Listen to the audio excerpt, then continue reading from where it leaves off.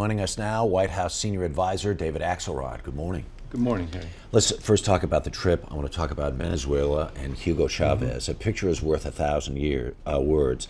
And to see this smiling picture with President Obama and Hugo Chavez in this handshake, and both with these big, broad smiles, what message do you think that sends? Well, I'm not concerned about the message that it sends. I'm concerned about what flows from it. Words and handshakes are nice, but they're not enough. Now, also coming out of this meeting was an overture from President Chavez to restore our ambassadors, our respective ambassadors. And something what we want threshold to does Venezuela have to achieve in order to get that? Well, for one thing, to stop this sort of rampant and tasteless anti-Americanism that we've seen over the last 8 years, and try and work cooperatively with us. And the hope is that that's what will come from this. But understand what's happening, Harry, and not just with Venezuela, but with countries around the world. I think this president has engaged the people of the world, the constituencies of these leaders, and the leaders are now responding. Easy anti-Americanism is no longer a great political tactic in their countries, and I think that's one of the early accomplishments of this presidency. The president eased travel restrictions with Cuba earlier this week. Raul Castro came back and said, we want to talk. Same question again applies to Cuba. What does Cuba have to put on the table to say we actually are interested in having in more normal relations, or something close to normal relations? Well, as you know, Mr. Castro made an interesting speech in which he said everything was on the table: human rights, political prisoners, democracy. He also said something interesting. He said we may not have been right about some of our assumptions, which is the first time we've heard that from the Cubans. So if all of that pans out, it's an encouraging development, and certainly we're going to pursue that. But there are certain things that they should do right away. One is we've now eased remittances from families here back to Cuba. The Cuban government should stop taking 30% off the top of that money when it arrives. We've suggested that our cellular companies can begin to negotiate contracts there. The Cuban government should receive that and act on that, because it'd be positive for both Cuba and the world for there to be free flow of communications. There are European companies that have cable and cellular contracts there. I mean, it's not like this is... No, but it would make an enormous difference if this was done. And thirdly, they ought to begin to move on the issue of political prisoners. That would be a very positive sign. But look, there's no doubt that the 50 years of policy we've had has not been very successful in changing the realities on the island of Cuba, and this is an encouraging week. Any thought in the White House now to lifting the embargo? Well, we're a long way from that. As I said, there are many steps that need to be taken, but these are encouraging signs, and we intend to pursue them. Let's talk about Mexico, where the trip started. The drug war is raging there. Thousands of people have died. Many of the guns that are being used there are being illegally smuggled into Mexico. One of the things that Mr. Obama had talked about in the campaign was reinstating the assault weapons ban.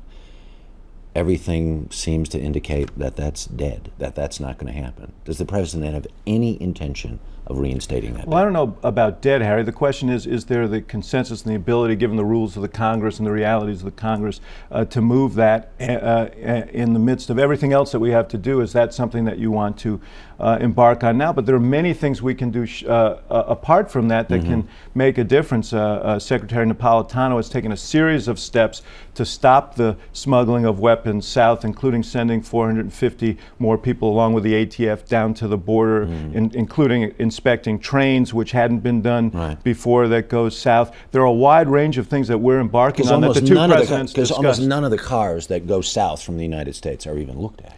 We need to be much more assiduous, and that was part of the discussion between them. We don't want drugs or immigrants being smuggled north. We don't want guns being smuggled south. Right.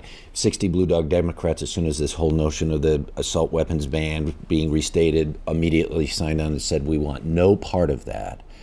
Is the White House afraid of the National Rifle Association? Not at all. The White House is interested in pursuing policies that we can enact quickly to deal with the issue of violence in this country, to deal with the issue of violence on the border. That means tightening enforcement and doing the things that I just mentioned on the border. This isn't about that. This is about being effective in dealing with a problem that's in front of us. Is there a timetable to go after assault weapons? Well, we'll next monitor year? that session. We'll monitor Okay. the issue, and if there's a consensus, we'll move on it. But Harry, as you know, we're faced with an enormous array of challenges, and we need to make some choices as to which to pursue first. I've got another foreign policy question, and that is President Zardari in Pakistan signed an agreement this week that basically ceded an entire territory of the country of Pakistan to the Taliban. Here the United States is in the middle of trying to fight a war in Afghanistan and ramping up troops to help fight that fight, and its next door neighbor and our theoretical ally is harboring the Taliban. How do we wage that fight? Well, as you know, Harry, the president embarked on a very intensive review of the problems in the entire region as soon as he became president, and is embarking on a new strategy that includes the whole region, not just Afghanistan, but Pakistan. He's rallied the world behind it, and it includes significant assistance for the Pakistanis, but they have to meet us along the way and intensify their efforts in terms of dealing with this threat, which is as threatening to them as it is to us. Has the White House communicated with Zardari its displeasure with what happened this week? Well, we're in close communication. As you know, Ambassador Holbrooke is a special envoy there. The government there knows what our feeling is, and they need to really focus in on what is a threat to their own stability and what is a threat to the security of the world, and that is this growing hegemony of the Taliban and allies of Al-Qaeda. I want to talk about the CIA memos that were released this week. Immediately when it happened, former CIA director and the former Attorney General said this was a huge mistake for reasons not the least of which were, now you've told Al-Qaeda, any Al-Qaeda operative who ends up being captured by the United States, exactly what's going to happen to them. Well, first of all, it's not going to happen because the president, in one of his first acts, banned these enhanced interrogation techniques. That's point number one. Point number two, virtually everything that was in those memos has been publicly reported. The New York Review of Books had a full catalog of these techniques, that were given to the International Red Cross through testimony. So the CIA may believe that Al-Qaeda doesn't read the New York Review of Books, but I suspect they know what's going on. The truth is that because these were in the public domain, because even the last administration has revealed the most serious aspects of this, and because the president has banned these techniques, there was no legal rationale for keeping them classified, and so the president acted. On the other hand, groups like the ACLU and others have said this proves there are prosecutable crimes that need to be acted on. What's your response to that? Well, the president has said if there were agents of the United States government acting on legal advice that what they were doing was legal and appropriate, that they should not be prosecuted. If people acted outside the law, that's a different issue. But the main point is, the president has banned these enhanced interrogation techniques. We have turned the page on this episode in our history. We have so many challenges in front of us in terms of our national security, our relations in the world. And remember, these techniques, far from enhancing our safety, really became a recruiting and propaganda tool for Al-Qaeda and extremists around the world. We're moving past all of that, and to revisit it again and again and again isn't, in the president's view, in the country's interest. But the people who advocated these acts still say and are absolutely adamant that they were worthwhile and turned over information that was helpful to the United States. Well, that's a heated debate, but the reality is that it also became, as I said, a rallying point for extremists around the country. But what if that in fact is true? Well, Harry, we are absolutely confident that we have the tools necessary to get the information we need to keep this country safe. And we don't believe, and the President of the United States does not believe, that this is a contest between our values and our security. He thinks we can honor both and execute both, and that's what he's going to do. I want to talk about stress test results that are supposed to come out this week.